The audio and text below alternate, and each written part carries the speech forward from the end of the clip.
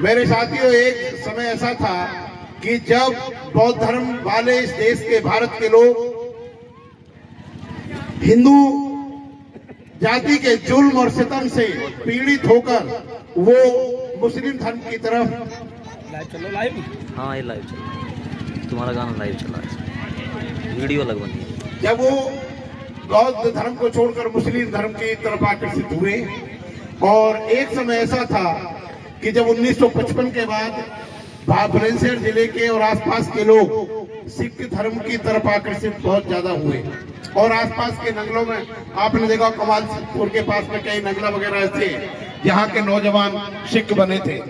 लेकिन आज व्यवस्था इस तरह की है कि उन लोगों को समाज में बहुत ज्यादा सम्मानित किया जा रहा है जो लोग बाबा साहब डॉक्टर अम्बेडकर को या भगवान बुद्ध को उनके मार्ग के लिए चल रहे हैं और उनके लिए प्रचार कर रहे हैं। बाबा साहब डॉक्टर अम्बेडकर ने अपनी जो पुस्तक है Buddha and future of his religion, Buddha और उनके धर्म के भविष्य में लिखा है कि एक अच्छा बौद्ध होना, एक सच्चे मार्ग पर चलने वाला व्यक्ति, एक सच्चा बौद्ध होना कोई अहमियत नहीं रखता, बल्कि बौद्ध धर्म का प्रचार करना और बोधिसत्व बाबा साहब डॉक्टर अम्बेडकर का प्रचार करने वाला व्यक्ति सर्वश्रेष्ठ व्यक्ति का होता है। बाबा साहब डॉक्टर अम्बेडकर ने बुद्ध के धर्म को इसलिए अपनाया क्योंकि जितने भी चमार और जाटव जाति हैं, इनके पूर्वजों का जो मूल धर्म था वो बौद्ध धर्म था, और लोगों के जुल्म, सितम, अन्याय, अत्याचार और उनकी जमीन छीन ली गई, उनके ज्ञान के लिए पढ़ने के लिए स्कूल बंद कर दिए गए। उसके कारण लोग बौद्ध धर्म में धीरे धीरे खत्म होने लगा। लेकिन बाबा साहब डॉक्टर अम्बेडकर ने 14 अक्टूबर 1956 को बौद्ध धर्म को अपनाया, और आज भारत में बौद्ध धर्म बड़ी मजबूती से और बड़ी तेजी से फैल रहा है। जिस प्रकार हिमालय से गिरने वाली नदी को दुनिया की कोई भी ताकत समुद्र में मिलने से नहीं रोक सकती, उसी प्रकार दुनिया की कोई भी ताकत तथागत गौतम बुद्ध के धर्म को और बाबा साहब डॉक्टर अम्बेडकर के मार्ग को भारत में फैलने से नहीं रोक सकती है। आप जानते हैं कि ये धर्म, बुद्ध का धर्म जो बाबा साहब डॉक्टर अम्बेडकर ने सुझाया है, ये धर्म गरीबी को दूर करता है, गंदगी को दूर करता है और गुलामी को दूर करता है।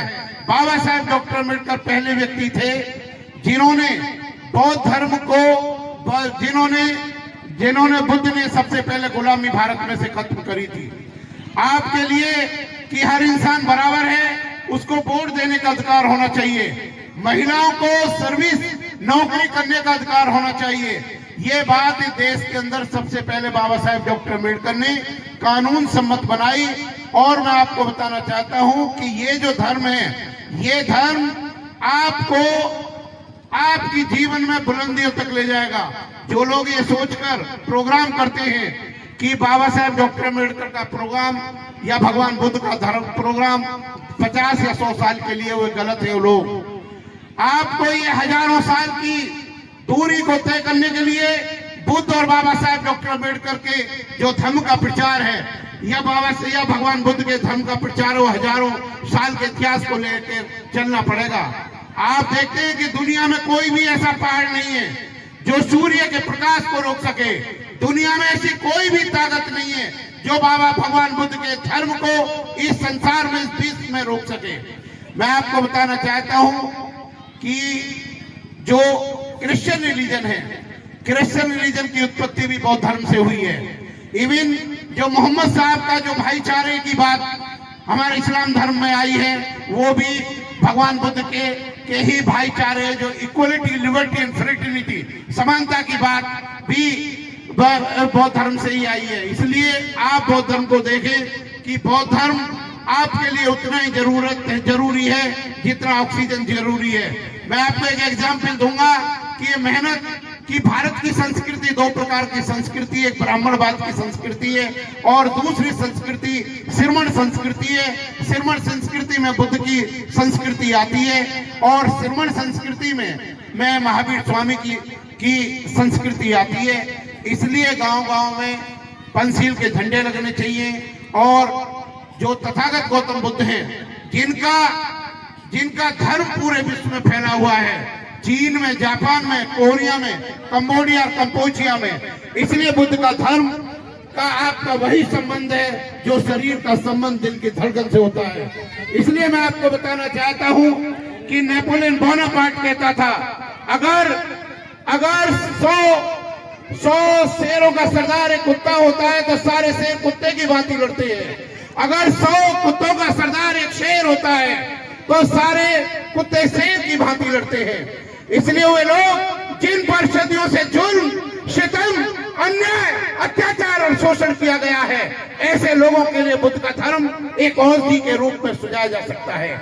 इसलिए मेरे साथियों, भगवान बुद्ध की जो शिक्षा है उनका अगर संक्षेप में कहें, सभी पापों का न करना, पुण्यों का संचय करना, मन को बस में करना, यही बुद्ध की शिक्षा है। और दूसरी मैं आपको बताना चाहता हूं कि एक बार जब हिटलर ने नीदरलैंड पर हमला करा तो नीदरलैंड वासियों ने अपनी समुद्र की दीवारें तोड़ दी और जर्मन की फौज को समुद्र में डुबा दिया। तो हिटलर ने अपनी आत्मकथा माई स्टेगल ऑटोबायोग्राफी में लिखा, अरे दुनिया में न तो संगीत इतनी खतरनाक होती है, न एटॉमिक बम होता है, जितना मनुष्य का मनोबल होता है, सेल्फ कॉन्फिडेंस होता है। अगर दुनिया का कोई भी मनुष्य जो मरने के लिए एक बार तैयार हो जाए तो दुनिया की कोई भी ताकत उसे कदापि गुलाम नहीं बना सकती।